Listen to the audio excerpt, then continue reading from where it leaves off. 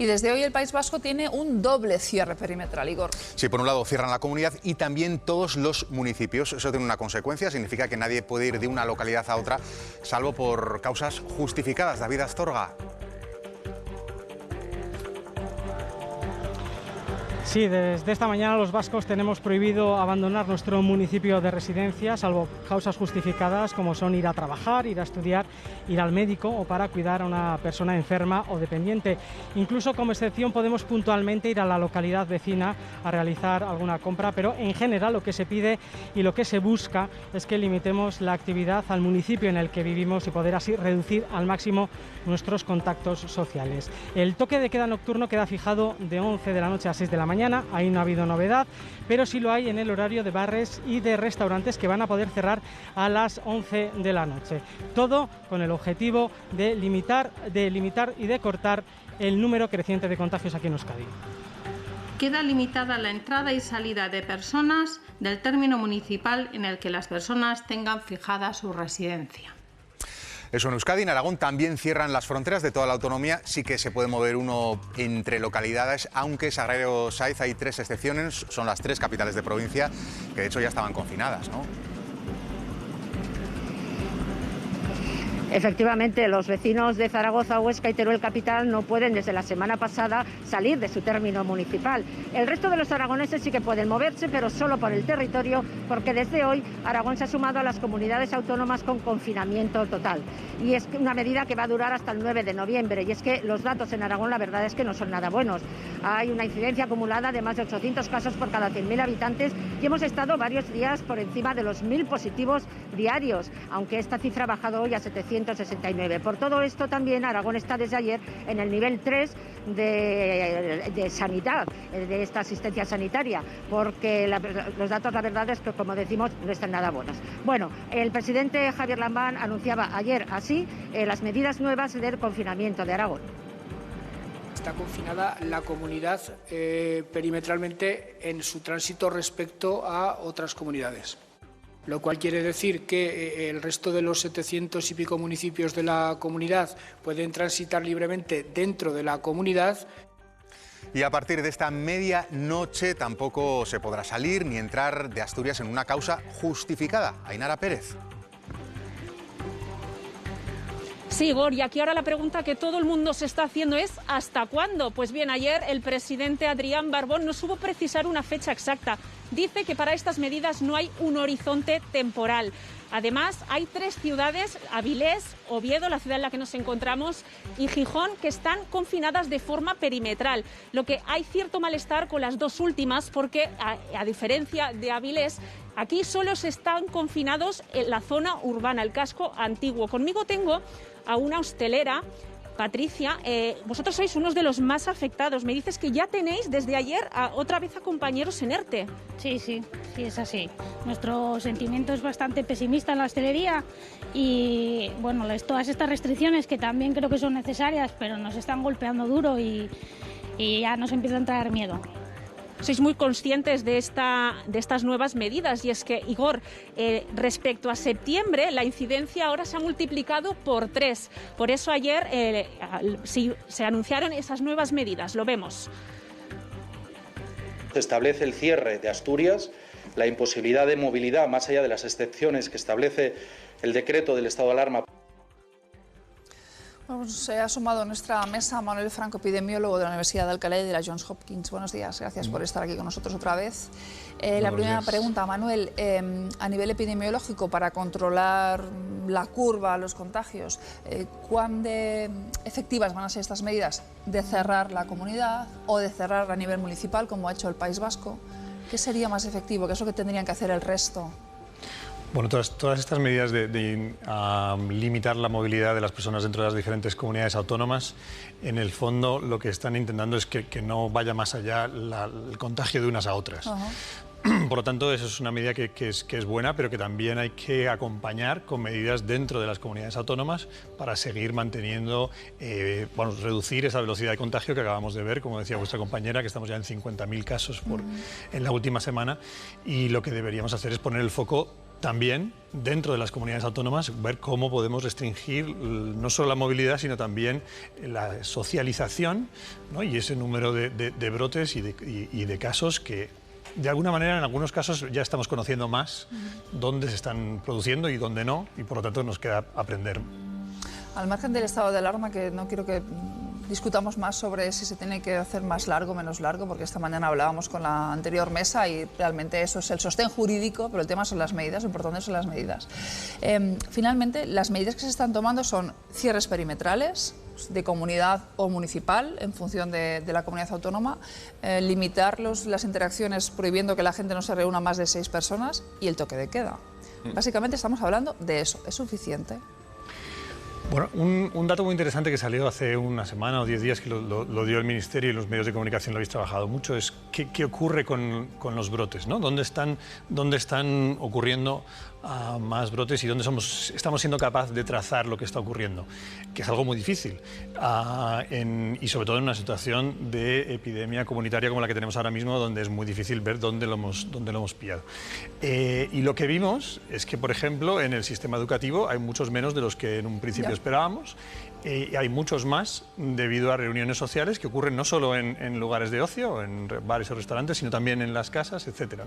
Entonces, en ese sentido, limitar la movilidad nocturna, ¿no?, que es lo que se está intentando hacer con los toques de queda, puede ser una medida que veremos en las próximas semanas si realmente tiene una efectividad o no. Vamos a seguir también muy pendientes de las decisiones que se vayan a tomar en Cataluña y en Madrid, Igor. Sí, por ejemplo, en el caso de Madrid estamos pendientes de si van a tomar alguna decisión en torno al puente de Todos los Santos, si podrán los ciudadanos viajar o no. También nos vamos a ir a Cataluña porque en este caso se plantean que ese confinamiento sea total durante el fin de semana. Pero hay más. Vamos a empezar por Madrid. Elena Crespi, vemos que se acerca ese puente. La comunidad, como decimos, estudia si los madrileños pueden viajar.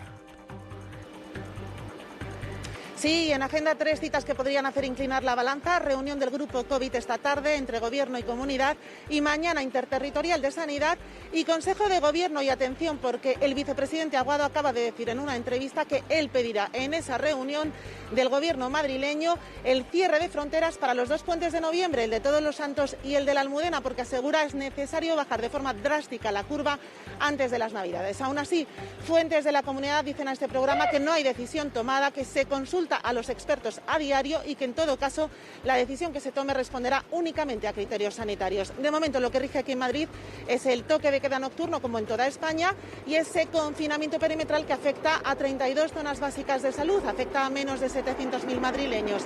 Ayer Ayuso pedía al delegado del Gobierno un refuerzo de efectivos, 760 efectivos de las fuerzas y cuerpos de seguridad para ayudar en ese control de las nuevas medidas, y acordó, pese a las discrepancias de otros momentos, trabajar conjuntamente con la delegación del Gobierno en todas las actuaciones derivadas del estado de alarma. Eso, en Madrid. En Cataluña quieren dar un paso más, se plantean confinar totalmente la comunidad durante los fines de semana, pero aquí, Maitane Bermejo, parece que hay un problema, y es que el estado de alarma no sería suficiente para decretar ese confinamiento. No es suficiente y de hecho los datos siguen sin acompañar aquí en Cataluña. Estamos hablando de que ahora mismo hay más de 2.000 personas ingresadas en diferentes hospitales de la comunidad autónoma. De ellos 347 están en unidades de cuidados intensivos. Esto significa que el 38% de esas camas están destinadas a personas contagiadas con coronavirus. Eso sí, hablando de contagios, en las últimas 24 horas se han conocido más de 4.000 nuevos casos y 25 personas que han fallecido. Se están intentando tomar cualquier tipo de medidas para frenar estos contagios. Una de ellas que está sobre la mesa es ese posible confinamiento total durante los fines de semana aquí en Cataluña, pero eso sí, los expertos también auguran que si los contagios siguen así podríamos estar hablando de un confinamiento total durante 15 días. Ahora mismo el colapso en los hospitales es una realidad, de hecho ya hay algunos de ellos que están cancelando operaciones que estaban previstas. Desde la Generalitat, el presidente en funciones, Pere Navarro, tiene un objetivo claro, dice que es frenar estos contagios y mantener un buen sistema sanitario para ofrecérselo a los ciudadanos.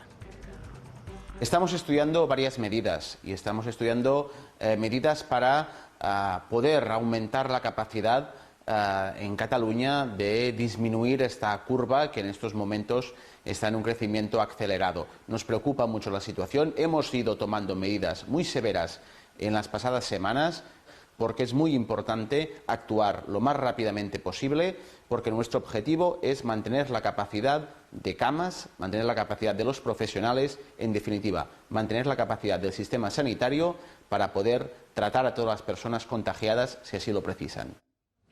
Pues vemos ahora cuáles son las comunidades que tienen el rojo, que están en rojo en ese semáforo de alertas. Marina. Sí, porque con la actualización de los datos lo que podemos hacer también es actualizar ese semáforo con los criterios del Ministerio de Sanidad, que nos divide las regiones en función de la gravedad o el riesgo que considera el Ministerio que tienen. Dos titulares rápidos: ya no tenemos ninguna región en riesgo bajo y además hay 3 comunidades autónomas que han subido de categoría. Lo vemos aquí en el mapa, en riesgo extremo. Las que ven con el rojo más fuerte son las que estaban: Castilla y León, Castilla-La Mancha, Madrid, La Rioja, Navarra, Aragón, Cataluña, Ceuta y Melilla. En riesgo alto siguen Asturias, País Vasco, Murcia, Andalucía y suben de categoría Extremadura y también Baleares. Y en riesgo medio tenemos en estos momentos en nuestro país la Comunidad Valenciana, Cantabria, Galicia, que estaba en riesgo bajo, la única que estaba ya subido de categoría, y también Canarias. Este es el mapa y uno de los criterios para elaborar este mapa es la ocupación de las UCIs. Ayer Fernando Simón informaba que ahora mismo la media en España es del 24%, que hay regiones que superan el 40%. Sobre esto habló Fernando Simón y también sobre otras medidas a adoptar. Vamos a escucharlo. Hay más medidas que se pueden implementar, claramente. Hemos mencionado algunas hoy a lo largo de la rueda de prensa, como el confinamiento domiciliario de todas las personas durante un periodo. Ahora mismo, aunque esté sobre la mesa, no se está proponiendo su aplicación. Si la incidencia sigue creciendo durante las próximas 2 semanas, sí que es muy posible que a mediados o la tercera semana de noviembre estemos en una situación muy, no diría de colapso, pero desde luego muy crítica para unidades de cuidados intensivos. Ildefonso Hernández es catedrático de Salud Pública de la Universidad de Alicante. Buenos días, Ildefonso. Buenos días. Le quería preguntar de entrada: los datos no son buenos y avanzamos a una situación crítica. ¿Son suficientes las medidas que se están implantando ahora mismo? No. Yo creo que, además de las medidas reactivas, creo que hay que seguir invirtiendo en un plan nacional de salud pública que garantice los recursos suficientes para que no estemos en idas y venidas. Me estoy refiriendo a que todavía seguimos teniendo muchísimos casos sin tratar, muchísimos contactos sin estudiar y sin saber las fuentes de transmisión. Ildefonso, ¿el toque de queda sería una buena medida para reducir los contagios, al margen de esas medidas que decías de invertir, entendido, por ejemplo, en rastreadores, ¿no? Buscando esas fuentes. Yo te preguntaba por las medidas que están tomando. Sí, el toque de queda es una medida complementaria. Por las evidencias que tenemos, contribuye algo a reducir la transmisión. Obviamente, cuando estamos en una situación de excesiva transmisión, el acúmulo de medidas ayuda a doblar la curva, sin duda. Pero, insisto, es un abanico de medidas y no debemos dejar de olvidar que necesitamos seguir en la inversión a largo plazo, si no volveremos a estar quitando y poniendo medidas de forma reactiva. Otra de esas medidas reactivas es el cierre de las comunidades autónomas, y hemos visto que en el caso de una de ellas, en el caso del País Vasco de Euskadi, lo que han hecho es cerrar perimetralmente toda la región y cerrar también todos los municipios. ¿Cuál sería la opción mejor para controlar la pandemia? ¿El cierre perimetral de la comunidad autónoma, el cierre municipal? ¿Qué es lo que deberían hacer las otras?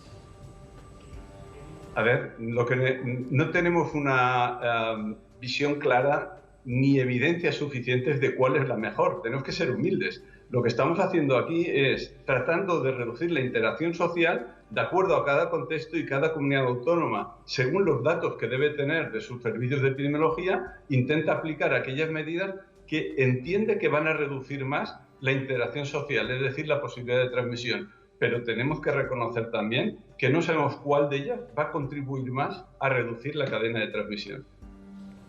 Ildefonso, en Cataluña llevan ya 10 días con la hostelería cerrada y de momento los contagios siguen subiendo. ¿Es demasiado pronto para ver si esa medida puede dar resultados o es que ya no ha tenido éxito?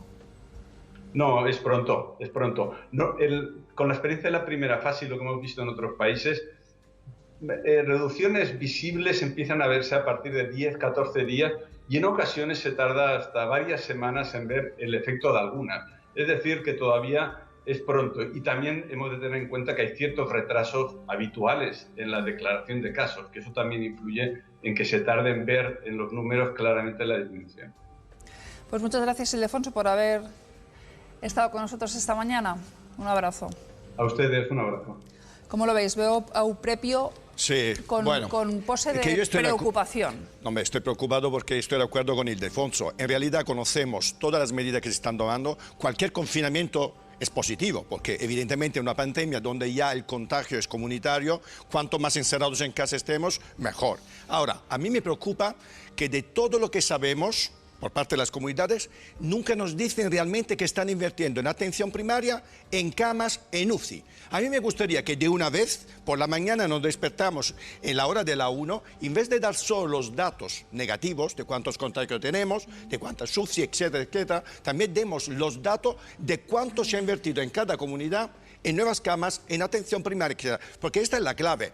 Antes lo comentaba con Manuel. Es decir, esta pandemia va para muy largo. Por lo tanto, todas las medidas que se hacen en inversión en la sanidad son fundamentales y no son a largo plazo, son a corto plazo, porque aquí vamos a ir de ola en ola, mucho me temo. Vanessa. Yo creo que el estado, o sea, el cierre perimetral o las medidas, o sea, el toque de queda no son medidas excesivamente gravosas de las que se pueden elegir para nosotros, para la sociedad, para los ciudadanos. El problema es que hay ciertas comunidades autónomas donde cuesta más, entenderme la expresión coloquial, comerse eso, cuando no vemos que no se está haciendo nada y que no solo no se está haciendo nada, y hablo de Madrid, también hablo de Madrid, que es donde vivo, pero también hay otras, donde no solo no se está haciendo nada en lo que comentaba Eupropio, sino que además los datos no cuadran, los datos de la tasa de contagio no cuadran con los datos de hospitalización en UCI y en planta, cuando los datos se dan a destiempo, cuando se habla de nuevos hospitales fantasma, y digo fantasma porque no hay personal sanitario suficiente para cubrir esa plantilla de esos nuevos hospitales. Es que no, bueno, es que los otros ya no lo hay, con lo cual es muy complicado llenarlo con el plantilla de otros. Es más difícil comerse esas medidas cuando no tienes esa otra parte, en la otra parte, ¿no? En lo que atañe a los políticos. Es preocupante.